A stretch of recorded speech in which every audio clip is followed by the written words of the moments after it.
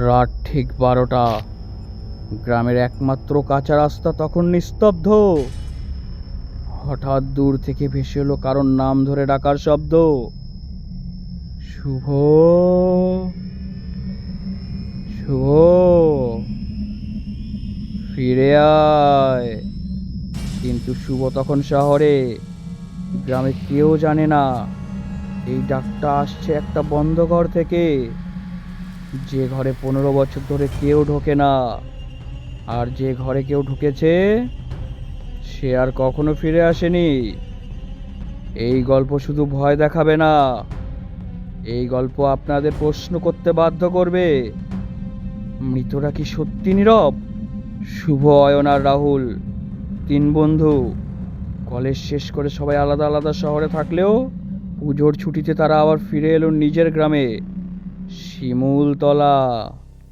শিমুলতলা একসময় খুব প্রাণবন্ত ছিল, কিন্তু গত কয়েক বছরে গ্রামটা যেন বদলে গেছে। বিকেলের পর কেউ আর বাইরে থাকে না। সূর্য ডুবলেই দরজা জানালা বন্ধ। কারণ একটাই, সেই পুরনো সেন বাড়ি। গ্রামের পশ্চিম প্রান্তে দাঁড়িয়ে থাকা ভাঙা পোড়া অভিশপ্ত বাড়ি। শুভ ছোটবেলায় বহুবার শুনেছে ও বাড়িতে নাকি একসময় থাকতো সেন পরিবার। এক রাতেই সবাই মারা যায়। কেউ কেউ বলে খুন, আবার কেউ বলে আত্মহত্যা, আর কেউ কেউ বলে ওরা মারা যায়নি, ওরা বদলে গেছে। পুজোর তৃতীয় দিন তিন বন্ধু ছাদে বসে গল্প করছে রাতে। হঠাৎ অয়ন বলল, শুভ, তুই কি জানিস আজও সেন বাড়ি থেকে আলো জ্বলে? রাহুল হেসে বলল, ভাই, এসব ভূত ফুত মানি না, নিশ্চয়ই কেউ ঢুকেছে। কিন্তু শুভ কিছু বলেনি, কারণ সে জানে ও বাড়িতে কেউ ঢুকলে গ্রাম জানে। ঠিক তখনই বাতাস ভারী হয়ে এলো। দূর থেকে ভেসে এলো একটা ঘন্টার মতো শব্দ। ঘড়িতে তখন রাত 11টা 59। ঠিক 12টা একটা স্পষ্ট কণ্ঠ শোনা গেল, শুভ, দরজা খোল। শুভ জমে গেল ভয়ে, কারণ ওই কণ্ঠটা সে চেনে, তার মৃত বাবার কণ্ঠ। অয়ন আর রাহুলও শুনেছে। তিনজনে একসাথে নিচে তাকালো। রাস্তায় কেউ নেই, কিন্তু সেনবাড়ির জানালায় একটা আলো জ্বলছে।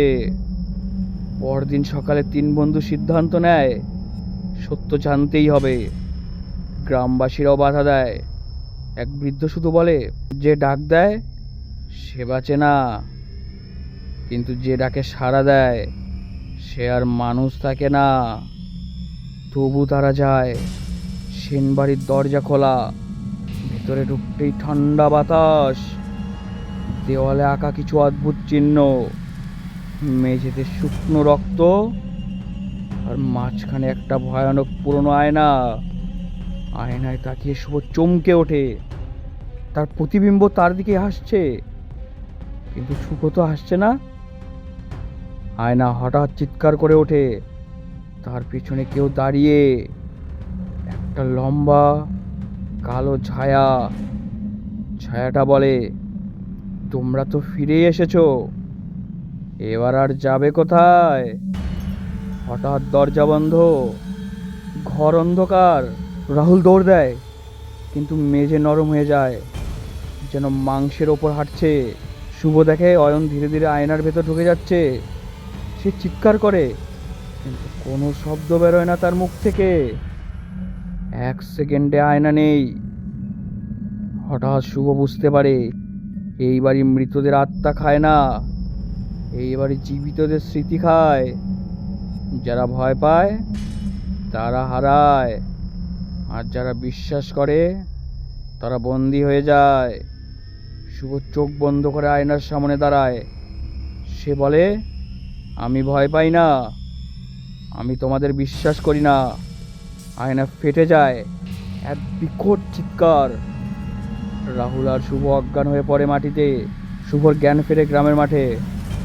রাহুল পাশে পড়ে। গ্রামবাসীরা বলে তারা দুজনেই ছিল, কিন্তু অয়ন, কেউ অয়নের নাম নেয় না, যেন সে কখনোই ছিল না। শুভ বাড়ি ফিরে আয়নায় তাকায়, তার প্রতিবিম্ব এবার কথা বলে। শুভ, আমরা এখন এক। ঘড়িতে সময় 11:59। রাত 12টা বাজলো।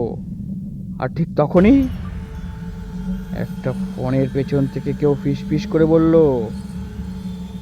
আমার নাম ধরে কে ডাকলো?